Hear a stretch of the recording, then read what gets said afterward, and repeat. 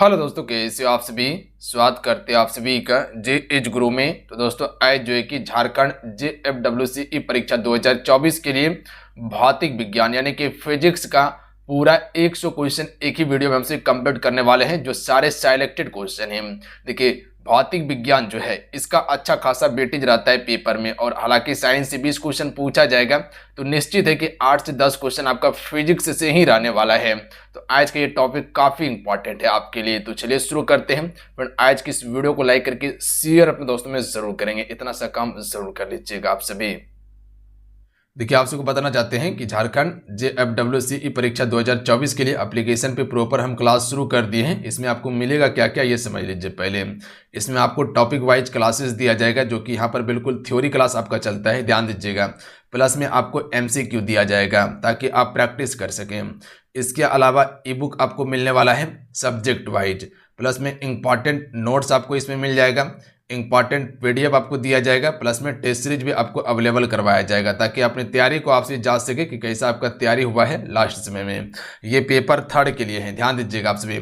और इसके अलावा पेपर 1 में जो आपका हिंदी वाला सेक्शन है वो हम इसी में आपको कंप्लीट करवा देंगे। तो पेपर 1 के लिए भी आप टेंशन फ्री रहिएगा, हिंदी वाला सेक्शन हम कंप्लीट करवा देंगे आप सभी को। तो ये ऑल सब्जेक्ट का आपका पेपर 3 का तैयारी करवाया जाएगा। तो जिसे ज्वाइन करना है जाके ज्वाइन कर सकते हैं। एप्लीकेशन का लिंक डिस्क्रिप्शन में दिया हुआ है, प्लस में कमेंट बॉक्स में पिन कर दिए हैं। अन्यथा डायरेक्ट प्ले स्टोर पे जाके आप सभी JH गुरु के नाम से एप्लीकेशन को डाउनलोड करके उसके बाद कोर्स को ज्वाइन कर सकते हैं। तो अगर परीक्षा में 100% सफलता चाहिए तो फटाफट आप सभी ज्वाइन कर लीजिएगा। तो चलिए शुरू करते हैं आज की सेशन को हम सभी। आइए आज का पहला क्वेश्चन देखिए। पहला क्वेश्चन ये बन रहा है कि कार्य का मात्रक क्या है। तो देखिए कार्य का मात्रक की अगर बात किया जाए तो इसका मात्रक होता है जूल। अगर किसी भी क्वेश्चन का आंसर पता हो तो अपना आंसर नीचे कमेंट बॉक्स में आपसे बताते चलिएगा। तो ध्यान रखिएगा आप सभी। अगला क्वेश्चन देख लीजिएगा, इंद्रधनुष किस कारण से बनता है। तो देखिए इंद्रधनुष जो बनने का कारण होता है, आप सभी को सबसे पहले यह पता होना चाहिए कि इंद्रधनुष में कुल 7 रंग होता है। आप सभी को पता होंगे, देखे होंगे आप सभी। ये आपका अपवर्तन और परावर्तन के कारण बनता है। तो याद रखिएगा, अगर क्वेश्चन पूछ लिया जाए कि इंद्रधनुष किस कारण से बनता है, अपवर्तन और परावर्तन के कारण बनता है, ध्यान रखिएगा आप सभी।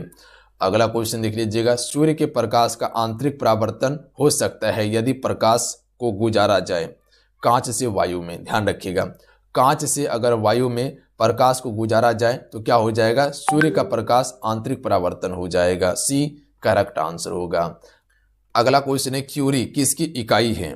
देखिए क्यूरी की अगर बात किया जाए तो ये रेडियो एक्टिव धार्मिकता की इकाई होता है, ध्यान रखिएगा। क्यूरी किसकी इकाई है, रेडियो एक्टिव धार्मिकता की इकाई है। याद करते चलिएगा क्वेश्चन को, सारा क्वेश्चन इसी लेक्चर में आप सभी को याद कर जाना है।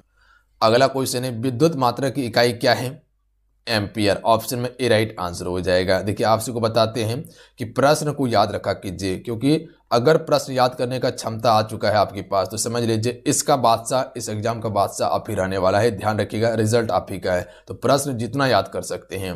किसी असंतुलित बल द्वारा किसी पिंड में उत्पन्न त्वरण क्या होगा। किसी असंतुलित बल द्वारा किसी पिंड में उत्पन्न त्वरण जो होगा ये बल के अनुक्रमानुपाती होगा, यानी कह सकते ऑप्शन में बी राइट आंसर हो जाएगा। क्या होगा, बल के अनुक्रमानुपाती होगा। ध्यान रखिएगा, ऑप्शन में बी बिल्कुल करेक्ट आंसर है। अगला क्वेश्चन देख लीजिएगा, प्रकाश वर्ष मात्रक है। तो ये किसका मात्रक है, दूरी का मात्रक है। तो ध्यान रखिएगा, प्रकाश वर्ष किसका मात्रक है, दूरी का मात्रक है। अगला है, एक लोहे की गेंद पारद या मरकरी में भरी बाल्टी में डुबाई जाती है या गिराई जाती है तो क्या होगी। एक लोहे की गेंद है, पारद या मरकरी से भरी बाल्टी में गिराई जाती है तो ये क्या हो जाएगी, ये पारे की सतह पर तैरेगी। ध्यान रखिएगा आप सभी, क्या होगा, पारे की सतह पर तैरेगी। ऑप्शन में बी करेक्ट आंसर होगा। क्यों, क्योंकि आप सभी को पता होगा कि मरकरी यानी कि पारे से क्या होता है, लोहे का घनत्व कम होता है, इसलिए लोहा क्या करने लगेगा, तैरने लगेगा ऊपर में। अगर वही पानी में डुबा दिया जाए तो लोहा डूब जाएगा, क्योंकि पानी से लोहे का घनत्व अधिक होता है और जिसका घनत्व अधिक होता है निश्चित है कि वो डूबेगा। अगला है, हर्ट्ज क्या मापने की यूनिट है। तरंगों की आवृत्ति को मापा जाता है। डी करेक्ट आंसर होगा, ध्यान रखिएगा। अगला है डेसिबल किसे मापने के लिए प्रयोग किया जाता है। देखिए क्वेश्चन का लेवल से आपको पता चला होगा कि क्वेश्चन किस हिसाब से सेट किया गया है।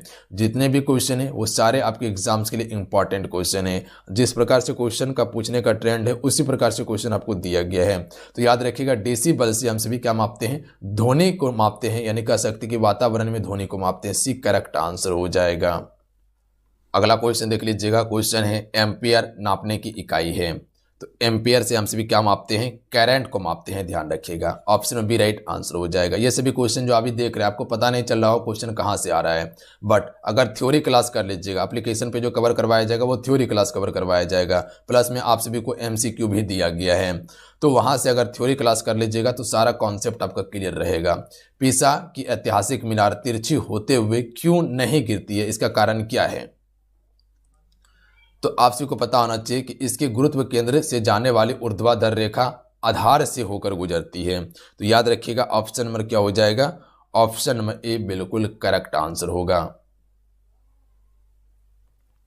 याद रहेगा आप सभी को। फिर से समझिएगा क्वेश्चन क्या कहा गया है कि पीसा की ऐतिहासिक मीनार तिरछी होते हुए भी नहीं गिरती है। इसका कारण है कि इसके गुरुत्व केंद्र से होने वाली ऊर्ध्वाधर रेखा आधार से होकर गुजरती है, इसीलिए नहीं गिरती है। आप सभी देखे होंगे साइकिल चालक को, अगर एक गोल घेरा में जो साइकिल चलाता है या कोई गोला चौराहा पर अगर साइकिल चलाता है तो वो नहीं गिरता है। क्यों? क्योंकि वो अपना गुरुत्व केंद्र को मेंटेन रखता है, गुरुत्व केंद्र को मेंटेन रखता है, ध्यान रखिएगा। और गुरुत्वा केंद्र उसके बीचों बीच से होकर गुजरता है, इसी कारण से वो क्या होता है, नहीं गिरता है, ध्यान रखिएगा आप सभी। यही कारण है कि गुरुत्व केंद्र उसके बीचों बीच से होकर गुजरती है। अगला है त्वरण ज्ञात करने की सही सूत्र क्या है। तो देखिए त्वरण ज्ञात करने का सही सूत्र जो है आपका ए बराबर V माइनस यू बटा टी आपका बिल्कुल करेक्ट आंसर है, ध्यान रखिएगा। तो ऑप्शन में ए राइट आंसर हो जाएगा। अगला है एसआई पद्धति में लेंस की शक्ति की इकाई क्या है, डायोप्टर होता है। अगला क्वेश्चन देख लीजिएगा। पानी से भरी डॉट लगी बोतल जमने पर टूट जाएगी, ऐसा क्यों होगा। तो याद रखिएगा पानी जमने के बाद उसका आयतन क्या हो जाता है, बढ़ जाता है। तो ऑप्शन नंबर सी की तरफ जा सकते हैं कि जमने पर जल का आयतन बढ़ता है, इसी कारण से जो डॉट लगा हुआ है बोतल में वो फट जाएगा। अगला क्वेश्चन है प्रत्येक क्रिया के बराबर एवं विपरीत दिशा में एक प्रतिक्रिया होती है, यह जो है ये किसका नियम है। तो याद रखिएगा ये नियम आपका न्यूटन की तृतीय नियम है, ध्यान रखिएगा। न्यूटन का तीसरा गति का नियम है, याद रखिएगा। चलिए आपसे भी हमको ये बताइएगा कि न्यूटन का पहला गति का नियम का एग्जाम्पल क्या है, बता सकते हैं, नीचे कमेंट करके बताइएगा आप सभी। अच्छा आप सभी को यह भी पता होना चाहिए कि रॉकेट जो कार्य करता है वो न्यूटन के तीसरे नियम पर ही कार्य करता है, या कभी कभी संवेग संरक्षण भी नियम दिया रहता है कि रॉकेट किस सिद्धांत पर कार्य करता है। तो संवेग संरक्षण या तो न्यूटन के गति के तृतीय नियम। इसका सिंपल उदाहरण याद रखिएगा। अगर एक पानी में नाव है, ठीक है, एक पानी में क्या है, नाव है। अगर नाव तैर रहा है, ठीक है, जब किनारे पर वो नाव आता है, जब किनारे पे नाव आता है तो कोई व्यक्ति इससे उतरा तो देखिएगा आप आगे आइएगा तो नाव क्या हो जाता है, पीछे हो जाता है। तो ये सिंपल एग्जांपल है, परफेक्ट एग्जांपल है न्यूटन की तीसरे गति का नियम। आपको बताना है पहला गति का नियम का एग्जांपल। केंडला मात्रक है, किसका है, तो केंडला मात्रक जो है ये आपका ज्योति तीव्रता का मात्रक है। तो आपसे कह सकते हैं भैया जी डी करेक्ट आंसर होगा। अगला है जूल निम्नलिखित में से इकाई है, किसकी इकाई है, ऊर्जा की इकाई है। तो आपको एसआई मात्रक कम से कम पता होना चाहिए, क्योंकि भर भर के एसआई मात्रक से क्वेश्चन पूछा गया है। अगला है पहाड़ पर चढ़ता एक व्यक्ति आगे की ओर झुक जाता है, क्यों झुकता है, ऐसा कारण क्या है। अस्थायित्व बढ़ाने के लिए, ध्यान रखिएगा आप सभी। ऑप्शन में डी राइट आंसर हो जाएगा। एक पहाड़ है, ठीक है, एक पहाड़ है, अगर इस पे किसी व्यक्ति को चढ़ना है तो वो आगे की ओर झुक झुक के चढ़ेगा ताकि वो पीछे की ओर ना गिरे। तो यानी कि अस्थायित्व को बढ़ाने के लिए ही ऐसा करता है, ध्यान रखिएगा। अगर वो उतरना होगा तो वो पीछे की ओर झुक के उतरेगा, ना कि आगे की ओर झुक के उतरेगा। अगर यहाँ से अगर उतरना होगा आगे की ओर झुक के उतरेगा तो वो डायरेक्ट नीचे गिर जाएगा, इसलिए वो पीछे से झुक के उतरता है ताकि आगे ना गिरे। तो पूरा बल कहाँ लगाता है, पीछे लगाता है उतरते वक्त, और चढ़ते वक्त पूरा बल कहाँ लगाता है, आगे की ओर लगाता है। पास्कल इकाई है, यानी कि वही गुरुत्व केंद्र की बात किया जाता है ताकि गुरुत्व केंद्र आपका बना रहे। पास्कल इकाई है, तो पास्कल दाब की इकाई होता है, बी करेक्ट आंसर होगा। अगला क्वेश्चन देख लीजिएगा। किस तापमान पर जल का घनत्व अधिकतम होता है। तो ये सभी को पता होगा 4 डिग्री सेल्सियस पर होता है। अगला है बल की परिभाषा आती है न्यूटन के किस नियम से। तो देखिए बल की परिभाषा जो आती है न्यूटन के गति के पहले नियम से आती है। तो अभी आपको बताए थे ऑप्शन नंबर 1 करेक्ट आंसर हो जाएगा कि इसका सबसे परफेक्ट एग्जांपल क्या होता है पता है आप सभी को। देखिए याद रखिएगा न्यूटन की गति के पहले नियम के बारे में कि संसार में जितने भी वस्तु हैं तब तक उसी अवस्था में रहेगा जब तक कोई उसमें बाह्य बल ना लगाया जाए।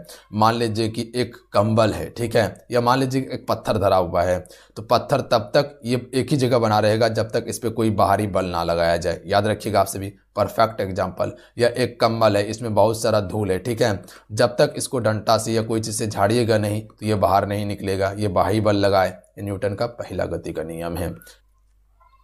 अगला क्वेश्चन देख लीजिएगा, यदि किसी चली हुई वस्तु के वेग को दोगुना कर दिया जाए तो उसका गतिज ऊर्जा 4 गुनी हो जाएगी। ध्यान रखिएगा गतिज ऊर्जा 4 गुनी होगी, सी करेक्ट आंसर होगा। क्वेश्चन को समझिएगा, यदि किसी चली हुई वस्तु के वेग को दोगुना कर दिया जाए, याद रखिएगा वेग को अगर दोगुना किया जाए तो गतिज ऊर्जा 4 गुनी होगी।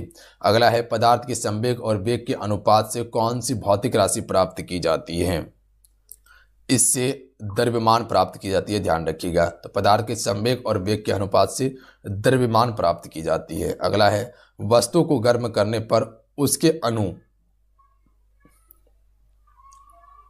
अणु की चाल बढ़ जाती है। याद रखिएगा, अगर वस्तु को गर्म करेंगे तो उसके अणु की चाल बढ़ जाएगी। अगला है, निम्नलिखित में से कौन सा एक सदिश राशि नहीं है?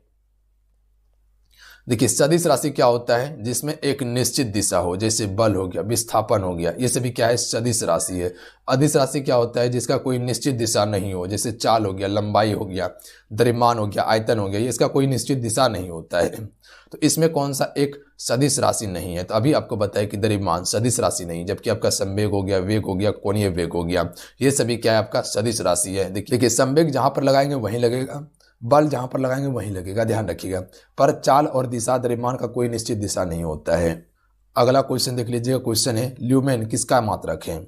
देखिए ल्यूमेन जो मात्रक होता है वो ज्योति फ्लक्स का होता है। और अभी कैंडला के बारे में बताएं, कैंडला किसका है? ज्योति तीव्रता का है। अगला क्वेश्चन है, समुद्र में प्लवन करने आइसो वर्ग का कितना भाग समुद्र की सतह के ऊपर आता है या रहता है? तो 1/10 भाग रहता है। ध्यान रखिएगा, कितना रहता है? 1/10 भाग। अगला क्वेश्चन देखिए, अगला क्वेश्चन ये बन रहा है कि न्यूटन के पहले नियम को भी कहते हैं। तो आप सभी को बताए थे न्यूटन के पहले नियम के बारे में कि संसार में जितने भी वस्तु हैं तब तक उसी अवस्था में रहेगा जब तक उसमें कोई बाह्य बल ना लगाया जाए। तो न्यूटन के पहले गति का नियम को हम सभी जड़त्व के नियम से नाम से भी जानते हैं। ऑप्शन में बी करेक्ट आंसर होगा। अगला क्वेश्चन देख लीजिएगा, क्वेश्चन है, यदि हम भूमध्य रेखा से ध्रुव की ओर जाते हैं तो जी का मान क्या होगा? ये छोटी जी की बात किया गया है।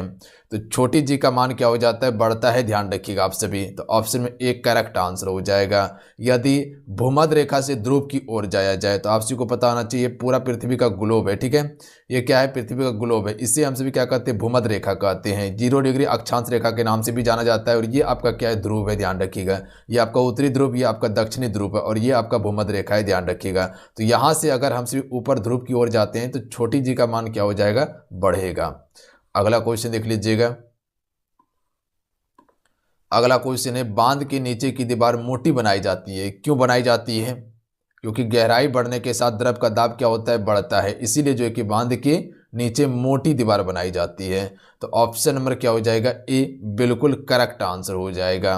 गहराई बढ़ने के साथ द्रव का दाब क्या हो जाता है? बढ़ता है। अगर पतला दीवार बनाएगा तो टूट जाएगा। अगला है, यंग प्रतिस्थापन गुणांक का एसआई मात्रक क्या है?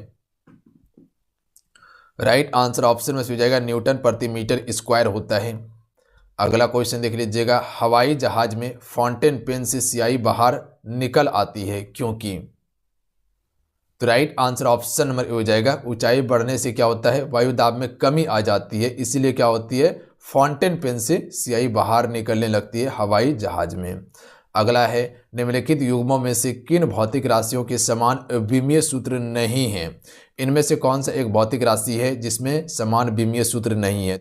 देखिए बल और दाब का समान विमीय सूत्र नहीं होता है। ध्यान रखिएगा आप सभी, जबकि आपका कार्य और ऊर्जा का समान है, आवेग और संवेग का समान है और भार और बल का समान है। ध्यान रखिएगा, तो यहाँ पर बल और भार का समान है, ना कि बल और दाब का समान है। तो ध्यान रखिएगा आप सभी, ये समान है इसका विमीय सूत्र, जबकि ये दोनों का समान नहीं है। अगला क्वेश्चन देख लीजिएगा, क्वेश्चन है कि एक लड़की झूले पर बैठी स्थिति में झूला झूल रही है, उस लड़की के खड़े हो जाने पर दोलन का आवर्तकाल क्या होगा? तो देखिए, उस लड़की के खड़े हो जाने से दोलन का आवर्तकाल कम हो जाएगा, यानी ऑप्शन में एक करेक्ट आंसर होगा। अगला क्वेश्चन देख लीजिएगा, रॉकेट की कार्यप्रणाली किस सिद्धांत पर आधारित है? तो अभी आपको बताए थे रॉकेट जो कार्य करता है वो संवेग संरक्षण के नियम पर कार्य करता है।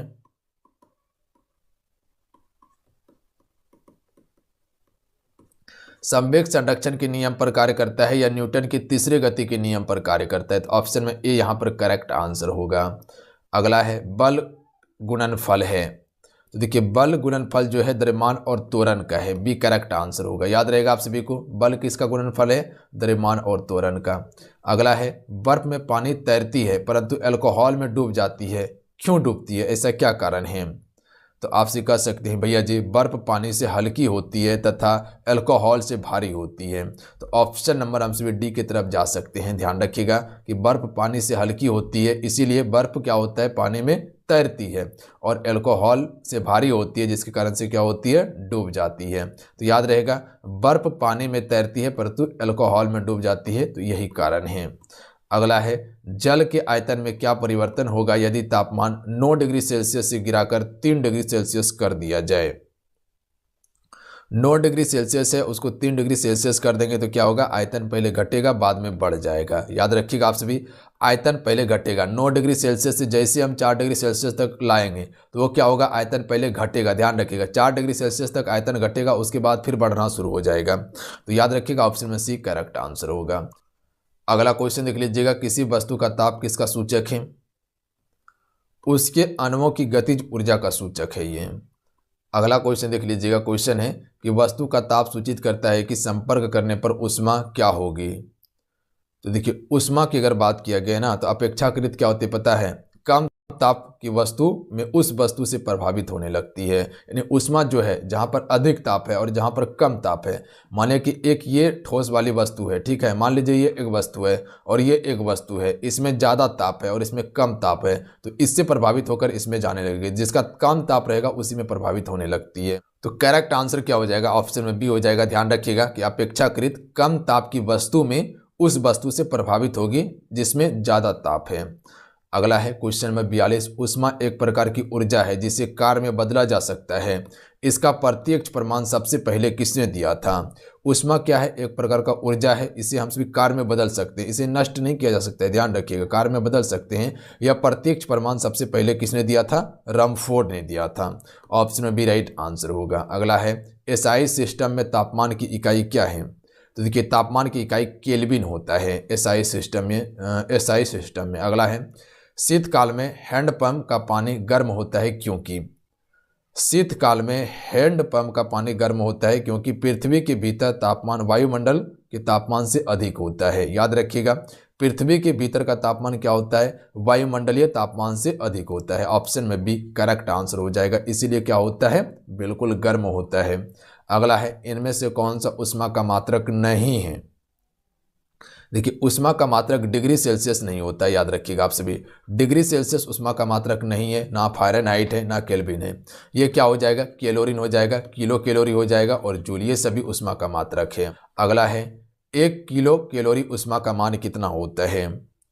तो करेक्ट आंसर हो जाएगा 4.2 × 10⁻³ जूल हो जाएगा। ध्यान रखिएगा आप सभी, यानी कि 4.2 × 10⁻³ जूल हो जाएगा। अगला क्वेश्चन देखिए, क्वेश्चन में 47 है कि जलप्रपात के अधस्थल पर जल का तापमान ऊपर की अपेक्षा अधिक होने का कारण क्या है? क्वेश्चन को समझ रहे हैं, क्वेश्चन क्या कहना चाह रहे हैं? पहले आंसर सुनिए, उसके बाद फिर क्वेश्चन समझिएगा। गिर रहे जल की गतिज ऊर्जा ऊष्मा में बदल जाती है। तो ऑप्शन नंबर क्या हो जाएगा?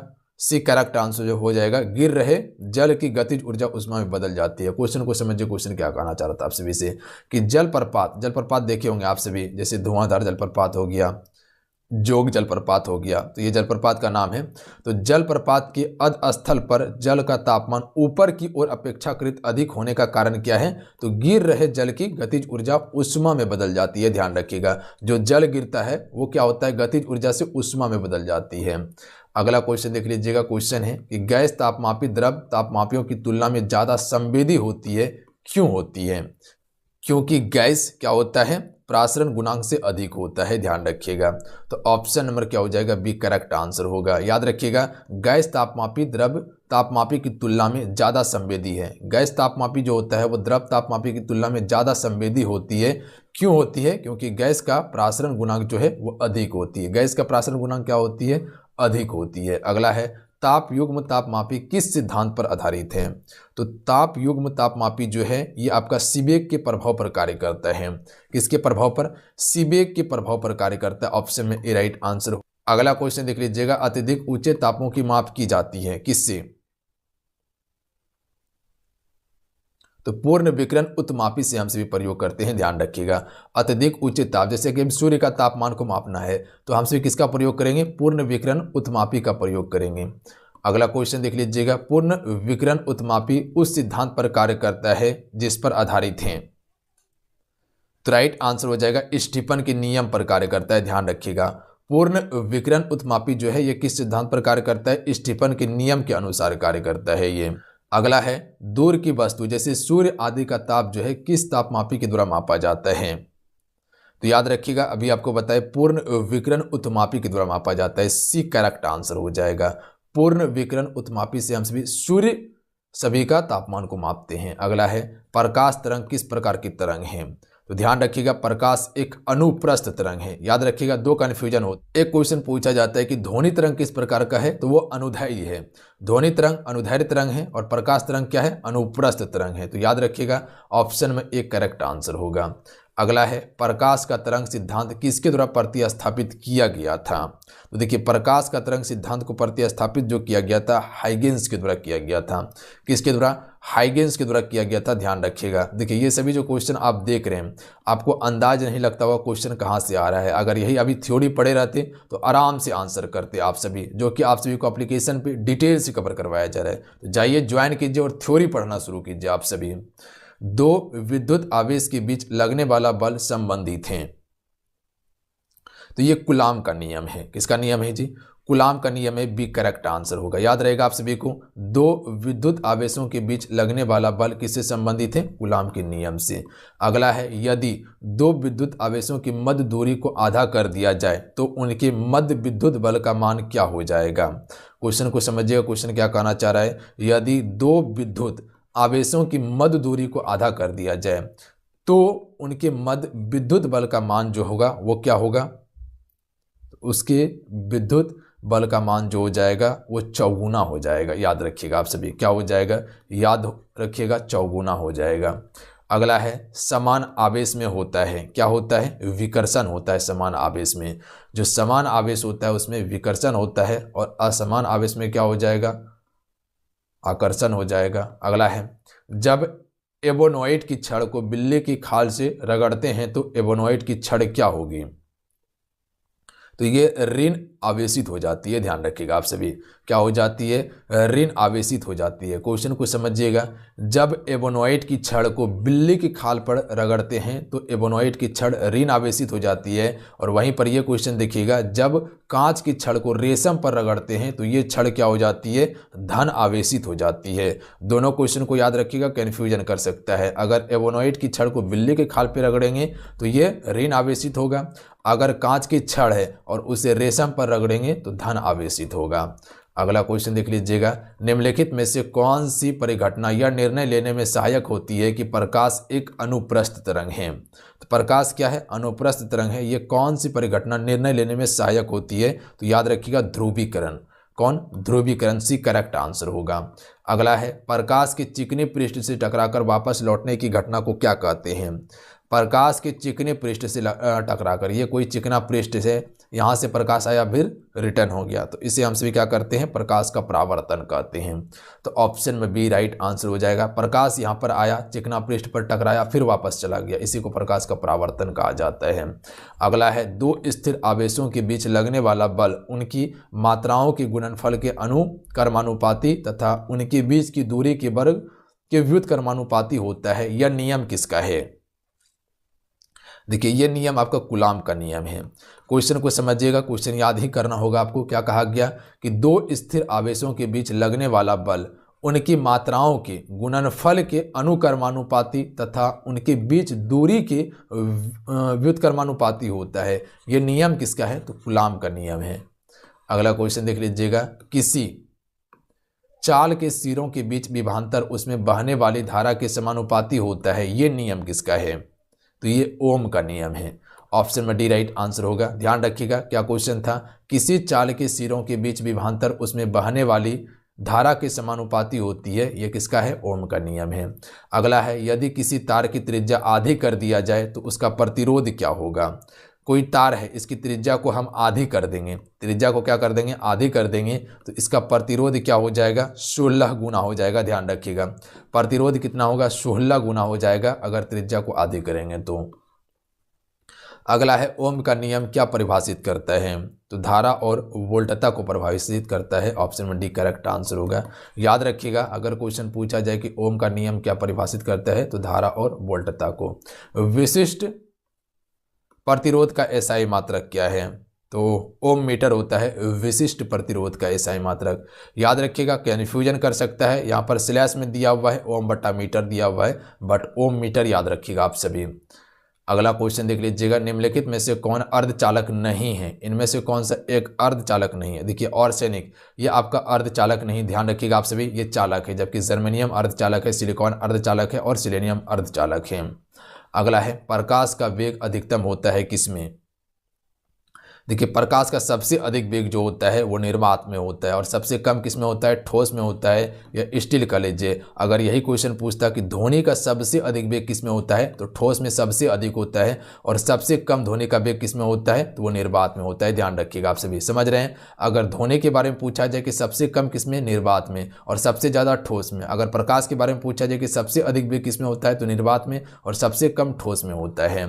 अगला क्वेश्चन देख लीजिएगा, क्वेश्चन है कि किसने सर्वप्रथम यह दिखलाया कि प्रकाश तरंग का विवर्तन होता है? तो ये आपको ग्रिमाल्डी ने दिखलाया था। ध्यान रखिएगा, तो ग्रिमाल्डी ने यह बतलाया था कि ये सबसे पहले ही बतलाया था कि प्रकाश तरंग का क्या होता है? विवर्तन होता है।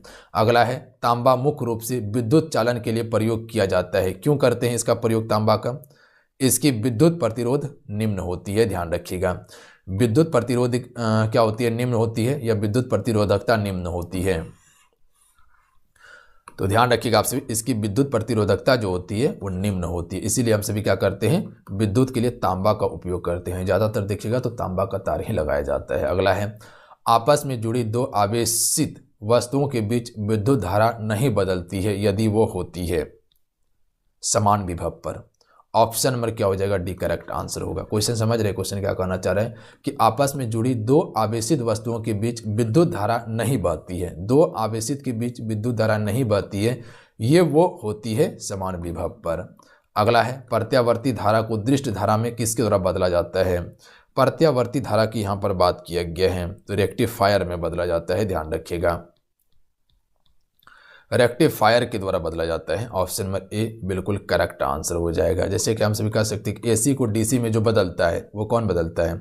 एसी को डीसी में। जैसे अब एसी करंट घर में आया, उसको डीसी में परिवर्तन करना है, यानी बैटरी में डालना है, तो वो कौन करता है? ये रेक्टिफायर आपका काम करता है। अगर आपसे से क्वेश्चन पूछा जाए कि डीसी को एसी में परिवर्तित करना है, तो वो कौन करेगा? आपका बिल्कुल इन्वर्टर करेगा। ध्यान रखिएगा आप सभी। ट्रांसफार्मर का कार्य क्या होता है? वोल्टेज को मेंटेन रखता है ये, अगर ज़्यादा वोल्टेज है तो उसको मैनेज करके कम करेगा। अगला है, किसी अवरोध की कोर से प्रकाश का मुड़ना क्या कहलाता है? किसी भी अवरोध की कोर से प्रकाश का मुड़ना, जैसे कि ये एक है, इधर से आया प्रकाश और यहाँ से ऐसे जाके मुड़ गया, तो इसे हम सभी क्या करते हैं? विवर्तन कहते हैं। ध्यान रखिएगा आप सभी, ऑप्शन में बी करेक्ट आंसर होगा। अगला क्वेश्चन देख लीजिएगा, क्वेश्चन है, निम्नलिखित में से कौन सा सिद्धांत प्रकाश के तरंग की प्रकृति की पुष्टि करता है? इनमें से कौन सा सिद्धांत है जो कि प्रकाश की तरंग की प्रकृति की पुष्टि करता है? तो याद रखिएगा, व्यतिकरण का सिद्धांत। ऑप्शन में बी करेक्ट आंसर होगा, व्यतिकरण का सिद्धांत। अगला क्वेश्चन देख लीजिएगा, अगला क्वेश्चन है कि विद्युत उपकरण में अर्थ का उपयोग क्यों होता है? आपसे को बताओगे कि घर में एक बोर्ड लगा हुआ है, ठीक है, घर में क्या है? एक बोर्ड लगा हुआ है, एक करंट आया, डायरेक्ट आपका एसी आया बोर्ड में, यहाँ पर लग गया एसी, और उसके बाद एक अर्थ आता है जो कि ये कह सकते हैं कि स्थल जमीन है, यहाँ से एक अर्थ आता है और अर्थ इसको लगाया जाता है, ठीक है। अर्थ एक लगाया जाता है। तो अर्थ का उपयोग क्या है पता है आप सभी को? क्या कह सकते हैं? यह सुरक्षा के लिए होता है। सी करेक्ट आंसर होगा। तो याद रखिएगा आप सभी, इसका उपयोग हम सभी करते हैं किसके लिए? सुरक्षा के लिए करते हैं। ध्यान रखिएगा आप सभी। अगर डायरेक्ट दोनों अगर एसी ही ला के दीजिएगा तो पता चलेगा मोड आपका तहस नहस हो गया है। तो याद रखिएगा वोल्टेज को जो मेंटेन करने के लिए हम सभी अर्थ का प्रयोग करते हैं, तो सुरक्षा के लिए ही प्रयोग किया जाता है। अगला है, एक आदर्श वोल्ट मीटर का प्रतिरोध होता है। तो एक आदर्श वोल्ट मीटर का प्रतिरोध असीमित होता है। ऑप्शन में सी राइट आंसर होगा। अगला है, प्रतिरोध का मात्रक क्या है? तो देखिए प्रतिरोध का मात्रक जो होता है ओम होता है। क्या होता है? ओम होता है प्रतिरोध का मात्रक। याद रहेगा आप सभी को। अगला क्वेश्चन देख लीजिएगा, सूर्य का ताप मापा जाता है। देखिए सूर्य का ताप जो मापा जाता है वो किससे मापा जाता है? पायरोमीटर से मापा जाता है। और जिसे हम सभी उच्च उत्मापी कहते थे अभी, तो उसी को इंग्लिश में पायरोमीटर कहा जाता है। अगला क्वेश्चन देख लीजिएगा, सेल्सियस मापक्रम पर जल के क्वथनांक तथा हिमांक होते हैं क्रमशः। तो सेल्सियस मापक्रम पर जल का क्वथनांक और हिमांक की यहाँ पर बात किया गया है। तो देखिए जल का क्वथनांक होता है 100 डिग्री सेल्सियस और हिमांक होता है 0 डिग्री सेल्सियस। ध्यान रखिएगा, क्वथनांक 100 डिग्री और हिमांक 0। अगला है, ताप के सेल्सियस पैमाने पर परम शून्य ताप जो होता है यह कितना होता है? -273 डिग्री सेल्सियस होता है परम शून्य ताप। याद रहेगा आप सभी को, अगर परम शून्य ताप की बात किया जाए तो -273 डिग्री सेल्सियस। अगला है, कितना तापमान होने पर पाठ्यांक और सेल्सियस फ़ारेनहाइट तापमापी में से एक ही होगा? देखिए -40 डिग्री जो होता है यहाँ पर क्या होता है आपका? सेल्सियस और फ़ारेनहाइट एक ही पैमाने पर हो जाता है। तो ऑप्शन में एक करेक्ट आंसर होगा यहाँ पे। अगला क्वेश्चन देख लीजिएगा, सेल्सियस पैमाने पर 0 डिग्री फ़ारेनहाइट स्केल पर यह कितना होता है? ये 32 डिग्री होता है। ध्यान रखिएगा आप सभी, कितना होता है? 32 डिग्री। याद रखिएगा सेल्सियस पैमाने पर 0 डिग्री फ़ारेनहाइट स्केल पर ये कितना होगा? तो ये 32 डिग्री होगा। 32 डिग्री होगा। अगला क्वेश्चन देख लीजिएगा, मानव शरीर का समान तापक्रम 98.4 फ़ारेनहाइट है। तो इसके बराबर सेल्सियस तापक्रम जो होगा यानी सेंटीग्रेड तापक्रम कितना होगा? तो याद रखिएगा 36.89 डिग्री सेल्सियस या कभी कभी 37 डिग्री सेल्सियस भी दिया हुआ रहता है। ध्यान रखिएगा आप सभी। याद रहेगा आप सभी को, अगर केल्विन में बात किया जाए तो 310 डिग्री केल्विन होता है। याद रखेंगे फ़ारेनहाइट में 98 डिग्री फ़ारेनहाइट या 98.5 या 4 डिग्री फ़ारेनहाइट, सेल्सियस में 37 डिग्री और केल्विन में 310 डिग्री। याद रखिएगा। तो यहाँ तक आप सभी को समझ में आ गया। अगला क्वेश्चन देख लीजिएगा। क्वेश्चन है कि माध्यम के तापमान में वृद्धि के साथ प्रकाश की गति क्या होगी? तो माध्यम के तापमान में वृद्धि के साथ प्रकाश की गति क्या होती है? वैसे ही रहती है। तो ऑप्शन में सी राइट आंसर होगा। अगला क्वेश्चन देख लीजिएगा। अगला क्वेश्चन है कि जल हो गया, कांच हो गया एवं हीरे में प्रकाश की चाल निम्न क्रम में होती है। किस क्रम में होती है प्रकाश की चाल? सबसे अधिक किसमें होगा पता है? जल में होगा, उसके बाद कांच, तब हीरा में होगा। यानी कि सबसे ज़्यादा होगा जल में चाल, उसके बाद कांच में, उसके बाद हीरा में। हीरा में सबसे कम होगा। अगला क्वेश्चन देख लीजिएगा। हालांकि प्रकाश का चाल सबसे कम जो होता है वो किस में होता है? ठोस में होता है। अगला है, सूर्य ग्रहण तब होता है जब। देखिए सूर्य ग्रहण कब होगा? जब आप सभी देखे होंगे सूर्य और पृथ्वी के बीच में चंद्रमा आ जाए। ये पृथ्वी है, यहाँ पर चंद्रमा आ जाए, तब क्या होगा? सूर्य ग्रहण होगा। तो यानी चंद्रमा बीच में आए तब क्या होगा? सूर्य ग्रहण होगा। एक करेक्ट आंसर होगा। अगर यही क्वेश्चन पूछा जाए कि चंद्र ग्रहण कब होता है, तो ध्यान रखिएगा ये आपका सूरज है, ये आपका सूरज है, सूरज और चंद्रमा के बीच में क्या आ जाए? पृथ्वी आ जाए। ध्यान रखिएगा आप सभी, तब क्या होगा? चंद्र ग्रहण हो जाएगा। तो चंद्र ग्रहण में पृथ्वी आएगा, ठीक है, और सूर्य ग्रहण में चंद्रमा बीच में आएगा। अगला क्वेश्चन है, प्रकाश का वेग कितना होता है? 3 × 10⁸ मीटर प्रति सेकेंड होता है। ऑप्शन में बी राइट आंसर होगा। ध्यान रखिएगा, यानी कि 3 × 10⁸ मीटर प्रति सेकेंड होता है। अगला है, एक काटा हुआ हीरा क्यों जगमगाता है? पूर्ण आंतरिक परावर्तन के कारण ही ऐसा होता है। ध्यान रखिएगा, एक काटा हुआ हीरा जो जगमगाता है पूर्ण आंतरिक परावर्तन के कारण। अगला है, एक विद्युत सर्किट में एक फ्यूज तार का प्रयोग किया जाता है। क्यों किया जाता है? सर्किट में प्रभावित होने वाली अधिक विद्युत धारा को रोकने के लिए हम सभी क्या करते हैं? बिल्कुल विद्युत सर्किट में फ्यूज का उपयोग करते हैं। फ्यूज क्या करता है? वोल्टेज यानी कि विद्युत धारा को मेंटेन करके रखता है। अगर ज़्यादा आ जाएगा धारा तो वो क्या हो जाएगा? फ्यूज उड़ जाएगा। फ्यूज का सिद्धांत है। विद्युत का ऊष्मीय प्रभाव पर कार्य करता है फ्यूज, याद रखिएगा, विद्युत का ऊष्मीय प्रभाव पर। तो इसका करेक्ट आंसर क्या हो जाएगा? सी करेक्ट आंसर हो जाएगा। ध्यान रखिएगा, विद्युत का ऊष्मीय प्रभाव पर कार्य करता है। अगला क्वेश्चन देख लीजिएगा। अगला है, नाइक्रोम के तार हीटिंग एलिमेंट के रूप में प्रयुक्त किए जाते हैं, क्यों किया जाता है? नाइक्रोम का तार हम सभी हीटिंग, जो आप सभी देखे होंगे हीटर, उसमें हम सभी नाइक्रोम का तार उपयोग करते हैं। इसका उपयोग क्यों करते हैं पता है आप सभी को? इसका जो है कि विशिष्ट प्रतिरोध उच्च होता है और लाल तप्त होने पर ऑक्साइड नहीं बनाता है। ध्यान रखिएगा आप सभी। तो ऑप्शन नंबर यहाँ पर डी करेक्ट आंसर होगा, ऑप्शन नंबर ए नहीं होगा। याद रखिएगा, इसका विशिष्ट प्रतिरोध उच्च होता है किसका? नाइक्रोम तार का, और लाल तप्त होने पर ऑक्साइड नहीं बनाता है। अगला है, किलोवाट घंटा किसकी इकाई है? देखिए, किलोवाट घंटा जो है विद्युत ऊर्जा की इकाई है। किसकी ऊर्जा इकाई है? विद्युत ऊर्जा की इकाई है। ऑप्शन नंबर क्या हो जाएगा? सी करेक्ट आंसर हो जाएगा। देखिए, विद्युत जो लिखते हैं, विद्युत लिखने का शुद्ध रूप क्या है आप सभी को पता होगा, तो लिख लीजिएगा आप सभी, क्योंकि यहाँ पर थोड़ा सा टाइपिंग में मिस्टेक हुआ है। अगला क्वेश्चन देख लीजिएगा। क्वेश्चन है कि पानी से भरे किसी बर्तन में पड़ा हुआ सिक्का किस कारण से थोड़ा उठा हुआ प्रतीत होता है? देखिए, ये एक गिलास है, ठीक है, ये एक गिलास है, इसमें हम पानी डाल दिए हैं, हाँ ठीक है, उसमें एक सिक्का है, ये थोड़ा सा उठा हुआ प्रतीत होता है। इसका कारण क्या है? प्रकाश का अपवर्तन है। ध्यान रखिएगा, प्रकाश का अपवर्तन के कारण ऐसा होता है। अगर यही क्वेश्चन पूछा जाता है कि एक चम्मच इसमें यह छड़ी डाला हुआ है और ये टेढ़ा आपको दिखाई पड़ता है, इसका कारण क्या है? तो ये भी प्रकाश का अपवर्तन के कारण ही होता है। अगला है, फैराडे का नियम संबंधित है, विद्युत अपघटन से संबंधित है। ऑप्शन में ए करेक्ट आंसर होगा। अगला है, जब कोई कॉम्पैक्ट डिस्क सूर्य के प्रकाश में देखी जाती है तो इंद्रधनुष के समान रंग दिखाई देते हैं, इसकी व्याख्या की जा सकती है। कॉम्पैक्ट डिस्क, सीडी देखें आप सभी, पहले डीवीडी का प्रयोग होता था, सीडी का प्रयोग होता था, उसमें देखते प्रकाश मिलाते तो अलग अलग का रंग दिखाई देता था। जिस प्रकार से आप सभी इंद्रधनुष में रंग देखें उसी प्रकार से रंग दिखाई देता है। तो ये जो आप सभी देखते हैं वो किस कारण से देखते हैं बता सकते हैं? अपवर्तन, विवर्तन, प्रागमन की परिघटना के आधार पर देखते हैं। ध्यान रखिएगा, अपवर्तन, विवर्तन, प्रागमन की परिघटना के आधार पर ऐसा हमको प्रतीत होता है। ध्यान रखेंगे आप सभी। अगला है, घरेलू विद्युत उपकरणों में प्रयुक्त सुरक्षा फ्यूज का तार उस धातु की बनी होती है जिसका गलनांक कम हो। ध्यान रखिएगा आप सभी, ऑप्शन में बी करेक्ट आंसर हो जाएगा, जिसका गलनांक कम हो। तो घरेलू विद्युत उपकरण में प्रयुक्त सुरक्षा फ्यूज उस धातु की बनी होती है जिसका गलनांक क्या हो? कम हो। अगला क्वेश्चन देख लीजिएगा। जब प्रकाश की किरण विरल माध्यम से सघन माध्यम में जाती है तो वह अभिलंब से थोड़ा झुक जाती है, तो क्या कह सकते हैं?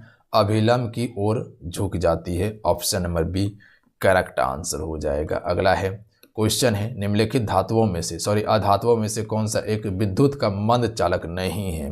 यहाँ अधातु की बात किया गया है, तो इनमें से कौन सा एक विद्युत का मंद चालक नहीं है? तो याद रखिएगा, सिलेनियम नहीं है विद्युत का मंद चालक, जबकि सल्फर है, ब्रोमिनियम है, ब्रोमीन है और फास्फोरस है, जबकि सिलेनियम नहीं है। देखिए, विद्युत का सबसे अच्छा चालक जो माना जाता है वो चांदी को माना जाता है। ध्यान रखिएगा आप सभी।